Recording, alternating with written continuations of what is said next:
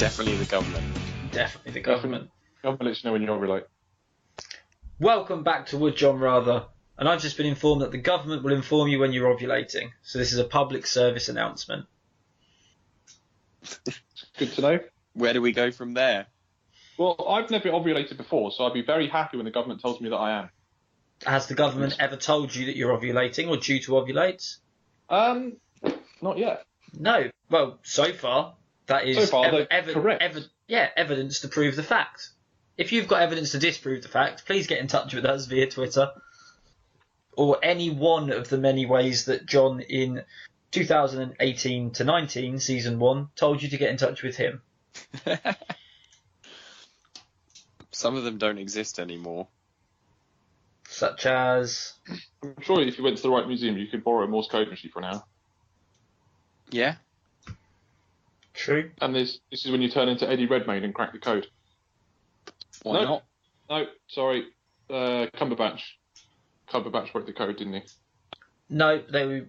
Either way, they're both actors. Well, there was that film with that person. Speaking of that film with that person, John, you're that person with them questions, are you not? I am. I'm going to ask some questions, and you will tell me what you think. What and sort of... I'll decide whether I would rather do one of them or the other. What sort of questions? They're would you rather questions. So they're multiple choice. There are two choices. In all of them? In all of them. In all of them. When I ask questions, I very occasionally, and I think it's approximately once every 40 episodes, give you at least 3 choices. Yep. Well, I'm not you, Matt. One day you can aspire. One day you will emerge from your chrysalis and become more than a bi-answer person and become more of a poly-answer person. I find it hard enough to think of 2 choices. I believe it's called polyanswerous. Polyanswerous. So at the moment, you've got the half of the question is already given to you, and you only have to come up with the other half of the question, and then literally any 2 things. They don't even have. They could be nouns, verbs, emotions. They could be anything. There's no Scrabble rules. Would you rather carrot stick or name badge?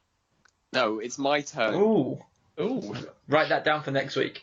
Too late. That's mine. I've got it. Shall we dive right in? Sounds good. Would you rather pack lunch or school dinner? I've only ever known the joys of packed lunch, so I will fight that corner. Oh, okay. I thought you were going to go in the opposite direction of, I've only ever had a packed lunch, so I want a school dinner. But no, keep it in your safety zone. I like it. I would do, but if we're going to talk about school dinners, we are going to repeatedly talk about blobbies, which I scarcely think were food. I didn't like blobbies. Available in our secondary school. This is a blobby-free zone. Wasn't a fan of them. And that was the only thing I could talk about, because that was anything that piqued my interest. That's reconstituted, matched with stuffing, and either sweet or savoury.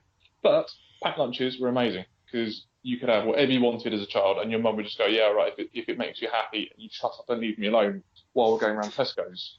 Put it in the trolley. Yes, winner! I mean, you're making a lot of assumptions about the populace that A, their parents loved them, B, their parents took them shopping, C, their parents said yes, D, their parents could afford whatever they wanted. There's a lot of assumptions here. I think my mum just wanted to shut me up. Okay. My dad worked shift, so there was quite often, half the weekends in a year where he was on shift and working, or sleeping off a night shift. So my mum would have to take me and my brother to Tesco's, and my brother I think he had tentacles for hands. He had really sticky fingers, and he just picked something up that was really, really unrelated to what we needed. We get half around Tesco's. We'd be in the crisp aisle, and my mum would be like, Duncan, what have you got? He'd just offer up a jar of Branston pickle from 7 aisles ago.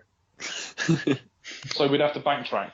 So I was trying to watch what he was picking up, but in return, I could pick up snacks that I could have in my lunchbox. I could have granola bars and chocolate bars. Penguin bars were amazing. And when you're going around, you get to choose what crisps you want, which is always pretty good. You can go with the old faithful, or you could branch out and pick something a little bit edgy. And if my mum didn't think I was going to like it, she'd pick me up the crisp I wanted anyway. So just to confirm... I sound really spoiled, but It shut me up. Could afford, yes. Took you shopping, yes. Love, eh. Yeah, As apparently she just bought you things to shut you up. I'm pretty sure that works. I do agree to a certain extent, but I found, having lived on both sides of the fence, packed lunches became quite repetitive. You ended up with, there's always the sandwich, and you don't care for the sandwich. And there were certain things you had to have in the sandwich, especially in the lunchbox. I did like a ham sandwich, but warm ham in the middle of the day, no. So, Ice pack. Job done. oh, you really were rolling in it. You think we could afford an ice pack? Well, yes, because they're reusable. You buy an ice pack once and you refreeze it. That's the magic of it. It's not a shaving from the iceberg that sank the Titanic. It's not precious. You just throw it in the fucking freezer and you're good to go the next morning. It's not hard. Because it's got the foil thing at the other end that you put your straw in and then drink, right? No, that's a Capri Sun, which you can also get in a lunchbox. Ah. The problem with Capri Suns is they are single use. That is true. But so are all the bottles available from the canteen, whereas when you got a packed lunch, like every other person, you had a 1 litre Lucozade bottle bought from Sports Direct or an equivalent of. Yeah, which used to regularly leak all over my bag. Well, then you're an amateur. No, we just had bags that got bashed around and sports bottles that used to explode. Yeah. I used to have a big water bottle that I brought to school, and I always forgot to drink it during the day, and then I'd drink it all on the bus journey home, and then really need a pee when I got home, and every single day would like run straight past like my mum in the kitchen or whatever, come in and just be, no! I love you, son. No. Need a wee. What did you do at school today? I'll tell you what I didn't do. Drink any water. Yeah, and I don't know how I managed, because nowadays I'm always thirsty and need and basically just constantly drinking water. So, yeah, anyway. I talk less now and drink more because I'm thirsty because my mouth's dry. I don't know how that works. I used to talk all day at school and then not think about anything about not having a drink. Just crack on. I know where you're coming from. Given the choice now at our age, I'm sure you'd both agree to a hot lunch than a cold lunch. To a certain point, but well, yeah, I don't mean like it's going to burn you. The canteens not that hot. The canteens that we'd go to in like a staff canteen or like a food court area are much nicer than the hexagonal tables that flip that were available in our school's canteen, which at any given second could drop all the contents of the table onto one side. I'm not talking about eating a table. Eating at a table. John, what is my godson having for his packed lunch tomorrow?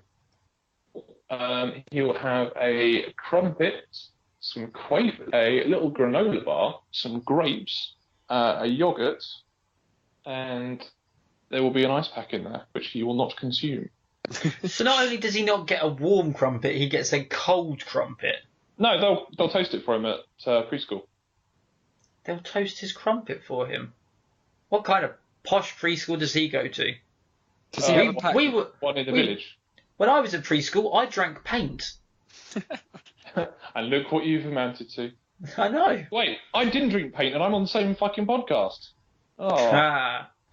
So, does he have a packed dinner as well? Where he's going tomorrow, there is no food facilities. We supply it, but at the preschool down the road, which is the feeder school to where he will go next September, they've got a fully stocked canteen. And for ease of being a parent, we get him hot dinners. Oh, okay. So he goes to 2 different childcare providers. So even though you think a packed lunch is better, you're not providing the best option for your son? Because he eats better midday. He doesn't eat particularly well at between 4 and 5 at night. He eats really well at lunch. He'll polish a whole roast dinner off on a Sunday, no questions asked. But you ask him to do the same meal again in the evening, he'll barely touch it. Well, of course he won't. He's just had a whole roast dinner. You know what I mean?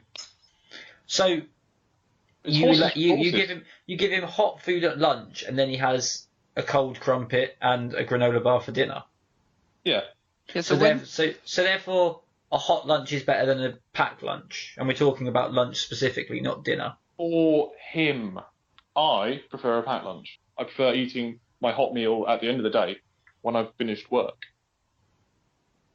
okay, when is he going to eat the meatballs Tomorrow lunch. that you made him? Yes, that I made him. So it's a packed lunch. Yeah, because they don't provide it, I provide it. Okay, so when's he Right, having the quavers? Are they going to heat the meatballs and spaghetti up for him? Yeah. What kind of school is this? Where you've just got It's- kids queuing up for the microwave? Is this? It's a Does he go nursery. to? Does he go to school at a petrol station where they've got the kettle and the microwave in case you buy a pot noodle or a pasty? No, he doesn't go to preschool in a petrol station. In a Moto 24 services. Yeah. Could you imagine at our school if you could take your own stuff to heat? There'd have been like 4 microwaves, 3 kettles, and 1,000 students fighting for them in the space of the 50-minute lunch break that we got. Imagine the scalding as someone decided to throw a pot noodle in someone else's face just because. I don't think half of the people we went to school with knew how to use a kettle. I always used to have my lunch during the first break. Yeah, because then that is food break, and then lunch break is playtime. No, lunch break is when you eat your lunch. No, we Break time maybe was for my friends skipping off to the common to go for a fag, or for me to hang out with the people that didn't smoke. no. I think pretty much everyone in our year, John. We should point out that John is 1 year older than us in school years, but everyone in our year, everyone collectively had their food in their 15-minute break, so that at lunch we could actually do something for an extensive amount of time. Such as? Have a proper game of football, play 40-40 in, or what became our winter activity, either sitting in the library throwing books at each other, not at each other violently, but because it was your turn to ask a quiz question and turn it into a game show, or running down to the school field, stealing all of the bags of our brother's year group that were 3 years younger than us, running back up to a classroom, they'd chase us up to get them, and then we'd block the exit and have 20 kids 3-4 years younger than us trying to fight, and we'd refuse to let them out of the room. Now, this went on for months. You would think that they would have not worried about their bag till the end of lunch, but no. They continually did this. I think they enjoyed it as much as we did. I think they like the attention. Yeah. Okay. Okay, so if you've got school provided meals and you're going there in break, you've got a 15-minute window to make it from possibly to the Performing Arts Centre, which was about 600 miles away from the canteen, all the way to the canteen to get food which was worth eating, and then eat it while not scolding yourself, and then get to your class, which could be in the English block, which is only 5 miles away from the canteen. Or one of two things. When I used to get lunch money, I used to go to the shop on the way to school, and I would buy a sausage roll and a bar of chocolate. Oh, so you'd make your own packed lunch on the way, because we know the canteen is inconvenient and it's full of fucking children. You didn't let me finish. Thank you Sorry. very much. And then the other pound I'd put in my pocket, and that would just slowly mount up. Or when I actually did start taking a packed lunch, which I'm sure I've told this story on the podcast before, when I got into year 10 and year 11, every single one of my classes every day was on the classroom literally as close as you could physically get to the staff room. And all of my friends found this out. So they would, this is probably why I work in hospitality, but they would all give me their lunch money. They would all place their order. So yes, I did normally spend my entire break time at the canteen. However, I would then either give away or sell my lunchbox contents, depending on what it was worth. So penguin's worth money, peanut butter sandwich not as much. Not only would I have provided for all of my friends, the amount of, they didn't know how much anything costs. So they'd give me £2.50 for a bottle of Dr Pepper and a sausage roll. I got 90p change. When you do that for 5-6 people a day, I was getting lunch of kings every day, and then pocketing the rest of the change. And I didn't tell them the truth until the end of year 11.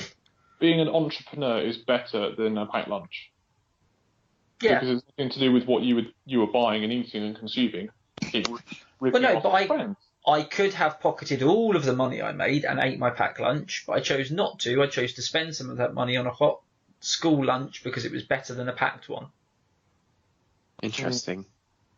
You just said that your son will eat the food that you warm up for him at school. No, I keep thinking that we're comparing hot and cold food because it would still be a packed lunch if you're giving it to him to take. So this is Yeah. kind of like home cooked meal versus someone else cooking it for you, really.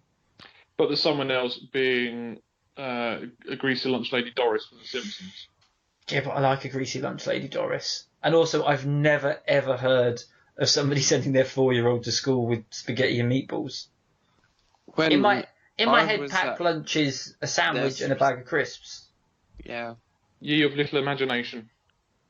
When I went to nursery school, I remember that my mum used to give me shepherd's pie and beans, and they used to heat it up at the nursery. Because shepherd's pie and beans is awesome. Yeah. And then I guess shepherd's pie last week. what time in your life are we talking about as well, though? Because we're talking about nursery. That might fly in nursery. And yes, when you reach a certain age and you start working, there'll be places at work that you can take and heat your own food up. But in proper school age, there's no way you can heat up your food. True enough. True enough. And I think the point that this is most important in anyone's life is that school age. It's certainly where you do some of your learning. Well, it's where you do most of the I'm away from home for this amount of time and cannot fend for myself. If you don't arrange for any sort of food to happen for your child before they go to proper school, then the NSPCC are going to kick in. Yeah. But from the ages of about, proper school, 10 to 16, 18, your parents can just kick you out of the house and leave you to fend for yourself for 8 hours. Okay. Well, I'm no nearer to making my decision, so... I was going to semi-guess that because we've been debating for a very long time. How about we do suggestion of the week, we do a second question, and I tell you the winner at the end. Okay. Well, my suggestion of the week is that every primary and secondary school should offer facilities to heat up your own lunch, because then I would agree. Yeah, I think that's an excellent suggestion. I think It would potentially be a lot more nutritious. Potentially.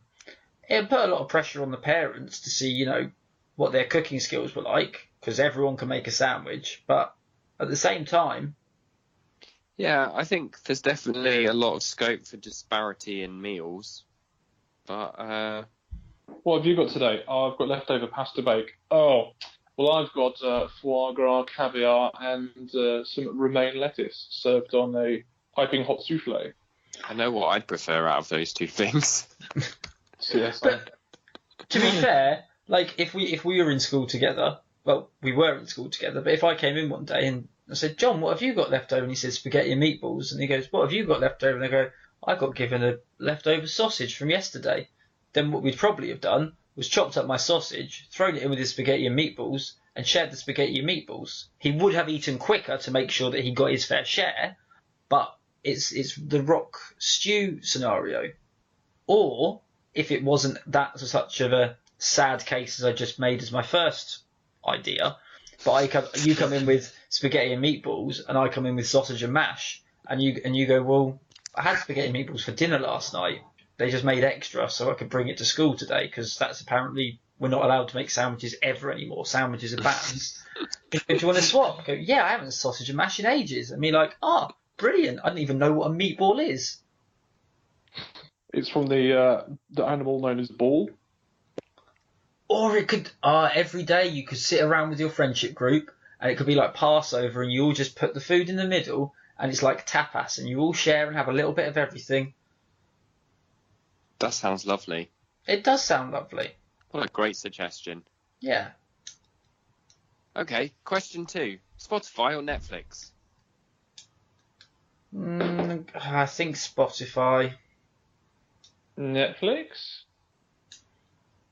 because as much as I love Spotify for the amount of music there is, and the podcasts I listen to, I can share Netflix with my wife because she does not care about my Dungeons and Dragons podcasts. I just think there's a bigger selection on Spotify.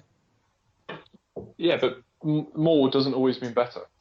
Yes, there are thousands of country and western tracks on there that aren't available on Netflix, but do you like country and western? I don't mind it.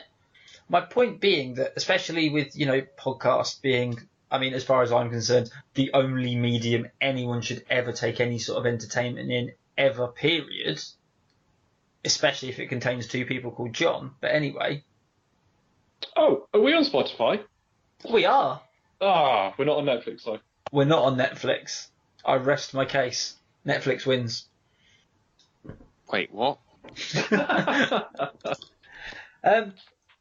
No, but I find with Netflix, you spend so much time, and this is not something that I do on Spotify, looking for something to watch. You spend less time actually enjoying it. Whereas I don't usually spend very long on Spotify before I've settled on something to listen to, be it music, podcast, comedy show. They've got quite a few stand-up specials on there. You just put on a random episode of Mabim Bam. I possibly would. That's what you do. But if I didn't have Netflix, maybe I would broaden my horizons. And also, if I've not got Netflix, I'm assuming that's kind of just all TV streaming services, then maybe I'd start reading more. Or at least listening to audiobooks. Maybe if you were listening to audiobooks, you'd read more. Yeah, or listen to audiobooks, but yeah, I just think given the choice between something narratively driven or musically driven, Spotify gives me the option, whereas on Netflix, not as much unless you want to watch the Glee TV show, I guess. I don't know why I said it like that because I don't mind Glee, but there's less choice there. I watched, Black Klansman. That's not a film I would have gone to cinema to watch because I've been watching it by myself. I wasn't 100% sold on it. But I watched Black Klansman and it was a really good story and the actors were superb in it. And it told me a side of racist 70s America that I'd never heard or seen of. And the fact that a picture paints 1,000 words and how vibrant it was and how the people act to each other, all subtext with the movements that the director had, specifically asked them to try and convey was really good. It was a really visually impressive film, as well as being very factually correct and entertaining. Yes, it was a story based on something that actually happened, but it's the details and the circumstances around it that I was unfortunately ignorant to that I feel a lot more worldly for. And Blue Planet is also on Netflix. Blue Planet has penguins. Oh, penguins. I've just found over 50 different podcasts that talk about history. And I don't know how many episodes each one has. How many are there about penguins? Should we have a search? Penguin. Well, there's some artists. There's Penguin Cafe Orchestra, Penguins Kill Polar Bears, Penguin Prison, Penguin Cafe. There is a podcast called The Penguin Podcast. Oh. Happy Feet, I'm pretty sure that's on Netflix. Ooh, this Penguin podcast looked quite good. The most recent episode was Philip Pullman with Sophie Dahl. Oh, when you say, is it the publisher? Yeah. I see. Penguin Books. It all Right, makes sense now. I like my Spotify because I like my music. But if Spotify didn't exist, I'd go back to buying albums and supporting the music industry because that's what you do when you don't have Spotify. And me listening to the same Ghost of 1000 CD 100 times on Spotify wouldn't generate as much money for them as me buying their CD and putting money in their back pocket that way. And then, because I had the CD, I'd have the cover art. I'd get to read the lyrics because hardcore is quite difficult to follow the lyrics. And some of them are actually quite good. So I'd have the lyric book, I could open it up and I could see what the lyrics are. And then also, I'd know who all the band members were. And I know that Ghost of 1000 have split up, which is a very big shame. But I could find out who the guys are and see if they're onto any other projects. Or I could see the record label in the little corner, Epitaph, as it happens to be. And I could look on the internet and find out more artists signed by the same label. because I'd have it all there in front of me without having to Google it. I think if you love music, you support the artists. You buy the CDs, you see them on tour. I do buy the CDs and I do see them on tour and I do buy their merch. But also, unfortunately, it is so much easier, even after I've bought the CDs, to listen to it on Spotify because it's instant. I don't have to purchase the CD, burn the CD, then load it onto whatever device I'm trying to be listening to it on it at that point. I am only half paying attention because there's so many podcasts about penguins, or with penguin in the title anyway. So what you were saying about Netflix and getting distracted and not being able to pick what you wanted. Now we're onto penguins and podcasts. You have found yourself caught up in the hailstorm of penguins and you are undecided as to what to do. Oh, no. It's because I'm trying to record a podcast. As soon as this is over, I'm working through them systematically. And there's a lot of these penguin podcasts are about the NFL. NHL? The Pittsburgh Penguins are a hockey team? Yeah, I know. That's why I was surprised, because it definitely said NFL. NFL Top 100 Quick Shot #1 Drunk Sports from the Two Drunken Penguins. Oh, okay. Here we go. Right, I will send this to John and then I will pay a bit more attention. So, in conclusion, I care about blind people. Yeah, got to think about those blind people. All those blind people that won't be able to use Spotify because there is no way of using a touchscreen device and knowing what you're doing. But that just makes it even better. It's a surprise. So does Netflix. Am I learning about the Galapagos penguins and their habitat, or am I listening to techno house reggae? Am I watching Rick and Morty, or am I watching Narcos? I'll just hit the buttons on the PlayStation and see what Netflix gives me. They're not watching either. Well, they're listening to the only problem I have if it happens to be subtitled. That's the only problem they've got. But saying that, they could listen to some proper flamenco music and listen to it in Spanish. So I'll give it for both. On the off chance that they happen to pick one of the shows on Netflix that has flamenco music in Spanish in the background. Or they go on Spotify and pick Spanish sung music as well. True. Okay. Anyway, who's ever said, hey, do you want to come to my house and Spotify and whatever? No. Netflix and chill. Netflix is such a cultural icon that it's had its own phrase named after it. And that's why Spotify is better, because you can Spotify on the go. Nobody Netflix is on the go. Well, I can listen to Spotify when I'm driving, when I'm working, when I'm trying to sleep, when I'm trying to relax, when I'm trying to get pumped, when I'm exercising. You can't do that with Netflix. You might be able to Netflix and chill, but you can't Netflix and drive, at least not for very long. Well, you can Netflix and train. You can Spotify and train. Name me something that you can do with Netflix that you can't do with Spotify other than watching it. Other than watching it. You can Spotify and chill. If anything, I think Spotify and chilling is better because you're not being distracted. I hate it. I hate that when you go around to people's houses and they just go, oh, I'll just put the TV on in the background. Well, guess what? Now I'm not talking to you. I'm watching TV. Good point. That's why I quite like the Vitamin String Quartet, which are available on Spotify because they do 4 string quartet songs, covers of movie soundtracks, of pop songs. I'm sure they've done an Atreyu cover album, a Metallica cover album, all of this. No words, just music in the background. Recognisable, chill, perfect background music when you're talking. When I was at university, I put on the Cantina song that they did the cover on every single day to see how long I could get away with it before someone started screaming at me. And that's just from one artist that's on Spotify. But once again, going back to my original argument, this podcast is not on Netflix. So unless Netflix want to give us a deal to turn it into a TV show, I think there's only one answer. John, do you want to appear on television next to Matthew? Okay, well, shall we have a third question? Are you going to round up all of the winners at the end? Yes. And in second place, it's... In second place with 0 wins. So, It's Ross Kemp. would you rather fight 100 zombies or 100 of Genghis Khan's horsemen? 100 zombies. I got the first. 100 zombies. Are the horsemen on horses?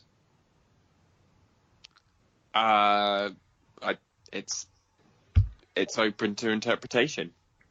Then I'm going to say that they're not. They're still also very good archers, so good luck with that. Yeah, but do you know why they're not on 100 horses? Because I stole the 100 horses, and now I'm spooking the horses to charge at them. You They've can only all ride been one horse at a trampled. time. No, I didn't say ride, I said spook. At least 97 of Genghis Khan's mounted cavalry have just been trampled by the horses. So now I still don't fancy Okay, so offering three of them. that's how you're. So I was going to ask you a couple of sort of follow-up questions. One of them was, how do you plan to beat them? So that's obviously Matt's answer. So I would still like to hear from John about how you would defeat the 100 zombies. And then I've got a second follow-up question. Is it just me that wants to break in to defeat the Huns from Mulan? Yes, obviously it is. Do carry on. Can you insert a clip of it into the podcast somehow? We might get copywritten. Yeah, Oh. copyright. I think Disney would come down on us like a ton of bricks. Mainly because we didn't mention their streaming service that they also provide. We completely ignore that, so I think they'd be bitter. It's not available in the UK yet, so... Well, hopefully when this podcast comes out and we gain massive worldwide popularity, Disney will cut us a deal and let us be on Disney Plus before they realise that we ignored them. A bit like the sweet life of Zach and Cody, but it's us three sat in our underwear in our own houses recording a podcast. Yep, pretty much. To be fair, it could be like a real life drama where it just like the episode starts as we finish recording an episode, and then it flips between the three of us and our weekly lives before we sit down to record the next week's episode. That'd be pretty interesting. At the end of this episode, I've got to go fight 100 zombies. Well, no, because it would work, because you'd watch the TV show and you'd see what we do between recording, and then you listen to the podcast to listen to what we talk about on the podcast. 24/7 coverage, baby. Sorry, just to confirm, so after I've spooked the horses which have killed 97, the last 3 I'm going to kill by throwing giant rocks and boiling oil off the top of a very big wall. Okay. That's fair enough. John? You can defeat a zombie with a sharp stick. Do what they do in The Walking Dead: grab it by the collar so it can't bite you, jam it through the eye socket, and move on. They're in season 6 or 7. They make it look like it's an everyday occurrence, which I suppose it would be in a zombie apocalypse. And I've watched enough episodes of it to know what the protocol is for swift, painless takedowns. And anyway, I won't feel bad about it because those Attila the Hun, Genghis Khan fighters are going to be left with grieving families. For zombies, zombies are zombies. Zombies are already dead. I'll be finishing off God's work. Zombies are unholy, brought back from the dead, cursed, damned creatures. See, now this isn't a personal attack, because I don't believe that any of us would have the stamina to, even if they were coming at you in a line, in a bottleneck situation, one by one, stab, fight off. But the problem with zombies isn't the one-on-one, it's the fact of numbers. That's what happens in the simulations that they've run in universities about zombie. It's just the overwhelming number. And yeah, they're just all coming at you all at the same time. So tell me more about how you're going to steal 100 horses from 100 burly men. Do you know what's really? Do you know what's horses really on them and trample them all? Do you know what's really loud? Is 100 burly men on top of horseback. So I'd hide, wait until they were asleep, and that's when I'd spook the horses. In the panic, trample 97 of them. While the panic's happening, I've climbed up my wall. They didn't see it because they were riding at night, so they've camped next door to it. And that's when I pour the boiling oil and throw the rocks off to kill the last 3. Okay. So the second part of this question was sort of, I expected that you would descend into whose plan was going to work and whose wasn't. Now, the second part of my question is, what happens when you fail? Because inevitably you both will. I think my plan is airtight. If you lose against the zombies, your friends and family will get eaten or become zombies themselves. If you lose to Genghis Khan's horsemen, your village is going to be pillaged, and you're going to be, and your friends and family are going to be raped and possibly murdered. Well, that's not really a question, John. You're more telling us the outcome. And I'm telling you the outcome and then asking you which one you'd prefer. In this scenario, I do not have any friends or family. I do not belong to a village. Oh, cheers, Matt. And also, we go back years, and this is how you treat me. Don't they say that the amount of murder that Genghis Khan did, reduced global warming or climate change by however many thousands of years by the amount of people that he killed? That's a statistic that I've heard, because he killed so many. So therefore, I'm just a statistic. I've also heard a statistic that most people are related to Genghis Khan because he raped so many people. I mean, very possibly. Whereas see, I'm your own flesh and blood, and you say you don't have any friends or family. That comes deep. Okay, if we're own flesh and blood, you're going to get bitten by a zombie, you're going to become a zombie, and now you're going to eat my friends and family. Yeah. Why are you eating John? Because he tastes better than you. Oh no, you wouldn't be able. Many episodes. You wouldn't be able to eat me because thousands of years ago I was killed by Genghis Khan's cavalry. I still think 100 shambling zombies are going to be easier to kill than mounted horse archers. As much as they are unrelenting walking abominations, I think that it depends with enough thinking you can outwit them very easily. But with the combined intellect of 100 masters of war and battle, they're going to see that you've set up traps. They're going to flank you. They're going to use their speed.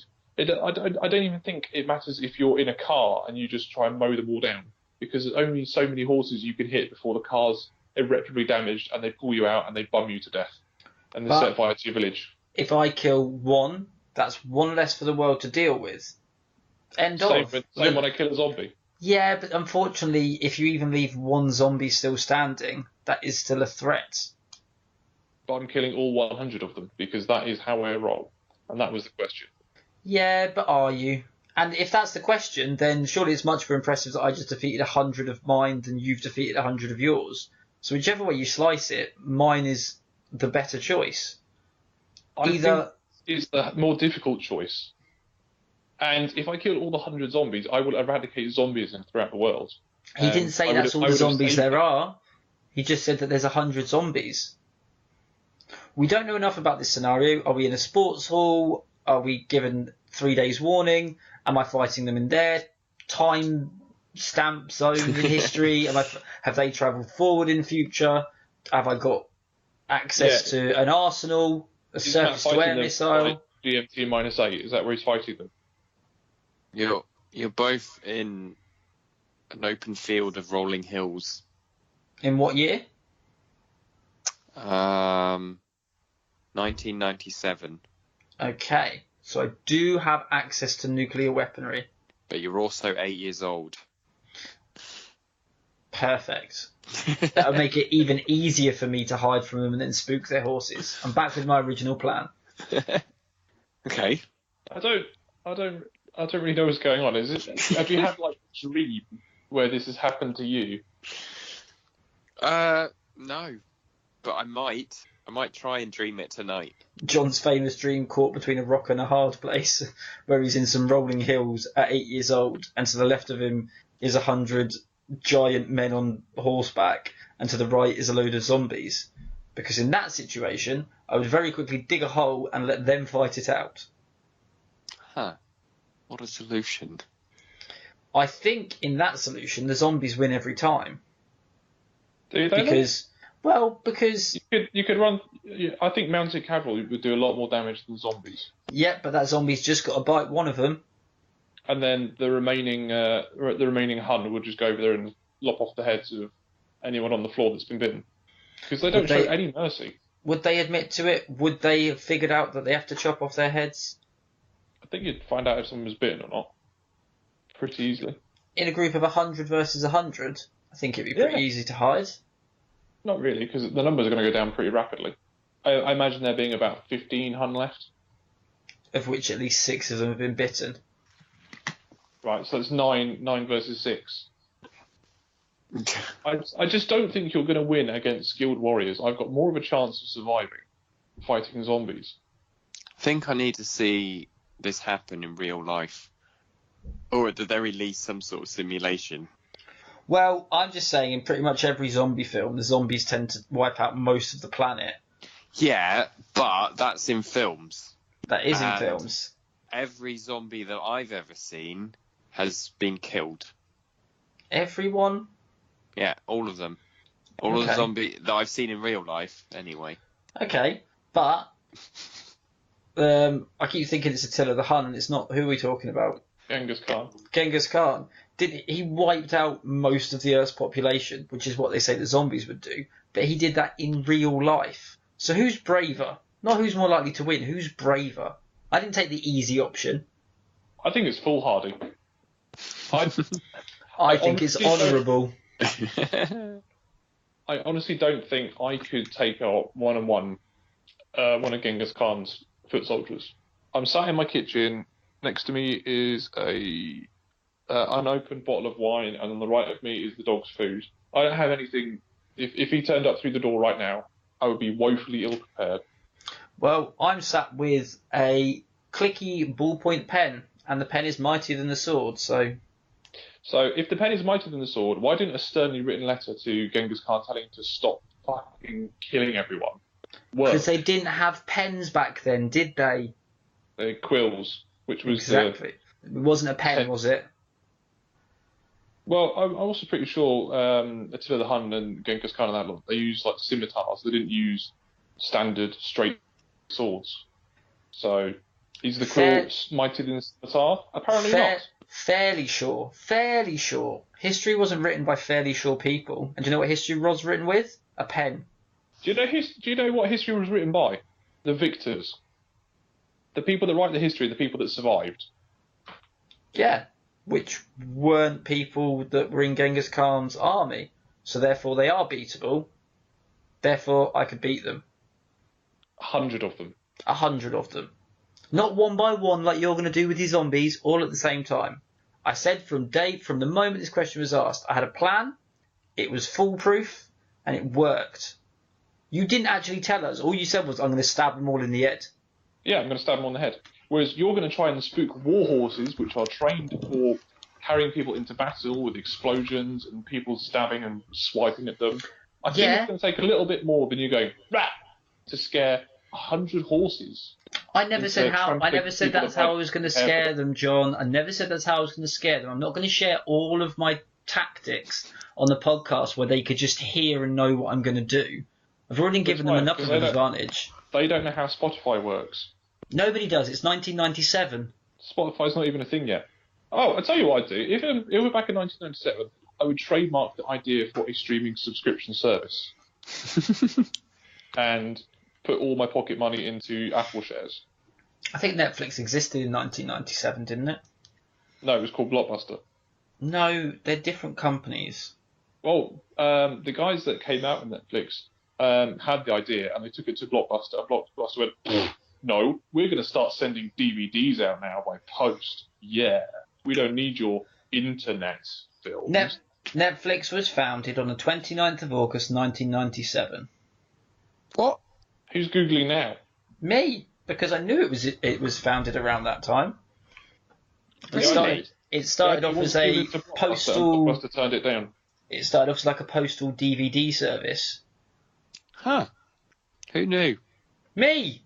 Oh yeah. And through superior intellect, I know all that information about Netflix. Yet I know Spotify is better. I'm going to defeat the Huns and the other people who I keep forgetting Genghis Khan's army, and I would much rather have my food cooked for me, because I can't waste time making a packed lunch when I'm trying to defeat this army and listen to music. Okay. I'm gonna watch Netflix documentaries on how to kill zombies and how to survive. I'm gonna watch the They're not documentaries, they're TV shows. there's a series about people that are like survival enthusiasts, and they've got plans on how to escape where they are, get to locations that are safe havens. So I'd take all that on board, and I'd just watch all 7 series of The Walking Dead. It's all theoretical. I'd watch Z Nation. I'd watch 28 Days Later. I'd do my homework. It's all theoretical, where I've got actual history to go on. So, Matthew, in the history lessons that you were taught at school, what happened in 1066? The Battle of Hastings. And how do the Huns fight? Or Genghis We've Khan? been talking How about do this they for fight? so long. How John, do they please fight? put me out of my misery. You Okay. studied combat tactics, did you? You studied about the plague and the Blitz. You're talking about your combat tactics from watching Hollywood, and when I reference actual history, you tell me that's ridiculous. It's Because no you didn't more- study their history. Okay. So the winner of question 1 is John. Oh, yeah. The winner of question 2 is Matt. And the winner of question 3 and of this week's episode of Would John Rather